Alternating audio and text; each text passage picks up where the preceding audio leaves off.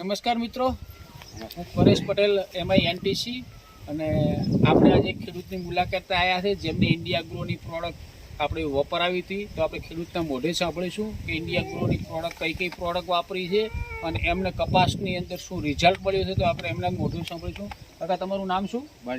બળદેવભાઈ Thakor. Okay, ગામ કયું કાકા?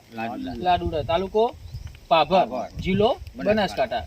તો મિત્રો, ભાભરની બાજુનું એક લાડુડા ગામ છે, ત્યાંની મુલાકાતે આપણે આવેલા છીએ. તો એમના મોઢે સાંભળીશું કે કાકા કપાસમાં તમે શું શું વાપરેલું છે આપણી પ્રોડક્ટની અંદર. તો આપણો ભૂવસ્ત્ર અને 30% DAP સાથે પહેલાં શરૂઆતની અંદર ભૂવસ્ત્ર વાપર્યું હતું, બરાબર કે નહીં?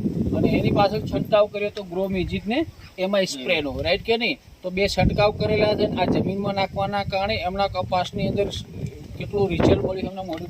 તમને શું ફાયદો લાગે આ વસ્તુ વાપરવાથી? પહેલો આવતા નાનો હતો, આ દવા છાંટવાથી કપાસ 6 ફૂટની હાઈટે મોકરેલી. ઓકે, તો પહેલા જ્યારે કપાસ લોકો કરતા હતા ત્યારે 2 થી 3 ફૂટનો કપાસ થતો હતો, પણ આપણો ઇન્ડિયા ગ્રોની પ્રોડક્ટ વાપરવાના કારણે તમે કપાસ જોઈ શકો છો એમનાથી પણ મોટી, એટલે કે મતલબમાં 5.5-6 ફૂટની, મારાથી બી મોટો, એટલે કે 5.5-6 ફૂટનો કપાસ થયો છે.